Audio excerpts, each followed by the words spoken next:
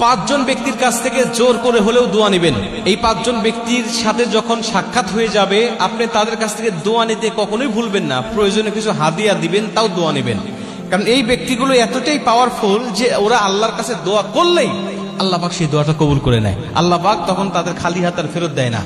এই ব্যক্তিগুলো কারা দেখেন? এক নম্বর হলো মা বাবা। এটা আমরা সবাই জানি যে মা বাবার দোয়া করলে মা বাবার দোয়া ফেরত যায় না। এজন্য মা বাবার কাছে যাবেন, বসবেন, তাদেরকে সন্তুষ্ট রাখবেন এবং মা বাবার কাছ থেকে দোয়া চাইতেও হয় না। দেখবেন ওরা অটোমেটিক দোয়া করে। মা বাবা সন্তানের জন্য অটোমেটিক দোয়া করে যদি সন্তানের প্রতি সে সন্তুষ্ট থাকে। এজন্য মা বাবার কাছ থেকে দোয়া নেবেন, প্রয়োজনে তাদের কাছ থেকে চেয়ে চেয়ে দোয়া নেবেন। এটা হলো এক নম্বর। দুই নম্বর হলো মুসাফির ব্যক্তি, যারা মুসাফির, যারা বিভিন্ন জায়গায় সফররত অবস্থায় থাকে, এই মুসাফির ব্যক্তির কাছ থেকে দোয়া নেবেন। কারণ আল্লাহ মুসাফিরদেরকে এতই ভালোবাসেন যে ওদের জন্য 4 রাকাত বিশিষ্ট ফরজ নামাজগুলোকে আল্লাহ 2 রাকাত করে দিয়েছেন। জোহরের নামাজ, আসরের নামাজ, ইশারের নামাজ আল্লাহ বলছে 4 রাকাত বিশিষ্ট, তো 4 রাকাত আর পড়ার দরকার নাই, তুমি 2 রাকাত পড়ো, আর 4 রাকাতের সওয়াব তোমাদেরকে দিয়ে দেবো। কারণ সফরে যে কষ্টটা হয়, ভ্রমণে যে কষ্টটা হয়, এটা যারা সফর করে তারাই বোঝে, বাদ বাকি কেউ বোঝে না।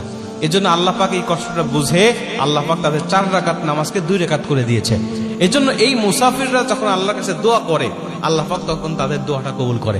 মুসাফিরের সাক্ষাৎ যখন পাবেন তাদেরকে প্রয়োজনে কিছু হাদিয়া দিবেন, প্রয়োজনে তাদের কাছ থেকে বলবেন যে আমার জন্য একটু দোয়া করেন, আল্লাহ পাক অবশ্যই তাদের দোয়াটা কবুল করবে। 2 নম্বর। 3 নম্বরে পুরো মাজলুম, যিনি মাজলুম হয়েছেন, যার উপরে জুলুম করা হয়েছে, এই মাজলুম ব্যক্তির কাছে যাবেন এবং তার কাছ থেকে আপনি দোয়া নেবেন, তার সাথে কৌশল বিনিময় করবেন, তার খোঁজ খবর নিবেন, কি কারণে তার উপরে জুলুম করা হয়েছে সবকিছু জেনে বুঝে আপনি প্রয়োজন অনুযায়ী আপনি তার কাছ থেকে দোয়াটা নিয়ে নেবেন যে আমার জন্য একটু দোয়া করবেন। আপনি তো মাজলুম, আল্লাহ পাক বলেছেন মাজলুমের দোয়া আর আমার মধ্যে কোনো পর্দা থাকে না, অতএব আপনি দোয়া করলে কবুল হবে। প্রয়োজনে কিছু হাদিয়া দিলেন তাকে যে আপনি একটু দোয়া করেন, সে সন্তুষ্ট হবে। আর মাজলুম ব্যক্তির তো টাকা পয়সার দরকার থাকে, আপনি তার কাছ থেকে দোয়াটা নিবেন, আল্লাহ পাক তার দোয়ার বরকতে আপনার জীবনটা উজালা করে দিবে। এটা হলো 3 নম্বর। 4 নম্বর হলো কোন সাইম, কোন রোজাদার ব্যক্তি, যিনি রোজা থাকে আল্লাহকে সন্তুষ্ট করার জন্য, এই রোজাদার ব্যক্তির দোয়া আল্লাহ কবুল করে। এবং নবীজি বলছেন কিয়ামতের ময়দানে ওই রোজা ওই ব্যক্তির সুপারিশকারী হিসেবে দাঁড়িয়ে যাবে।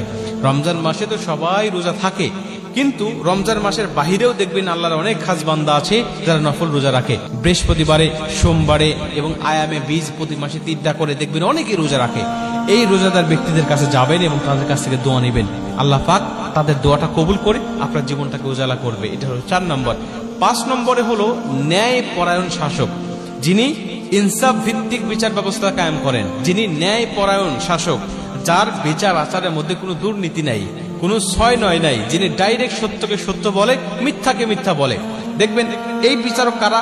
আমরা ভাবি যে শুধুমাত্র মনে হয় দেশের যিনি প্রধান বিচারক তিনি, বা তিনি যিনি প্রধানমন্ত্রী তিনি, না, এটা হতে পারে আপনার ইউনিয়নের চেয়ারম্যান, এটা হতে পারে মেম্বার, এটা হতে পারে এমপি মন্ত্রী, অথবা হতে পারে সমাজপতি, যিনি সমাজের বিচারগুলো করে থাকে, মানুষেরা তাকে বিশ্বাস করে বা তাকে ভালোবাসে অথবা তার কাছে বিচার আচারগুলো দেয়। আর উনি যদি ছয় নয় না করে সরাসরি সঠিক বিচারটা করে, যিনি দোষী তাকে দোষী সাব্যস্ত করে, যিনি নির্দোষ তাকে নির্দোষ প্রমাণ করে, এটা যদি হয়ে থাকে তাহলে বুঝে নেবেন উনিও ন্যায়পরায়ণ শাসক। অতএব তার কাছ থেকেও আপনি দোয়া নিতে ভুলবেন না, আল্লাহ পাক তার দোয়াটাও কবুল করবেন।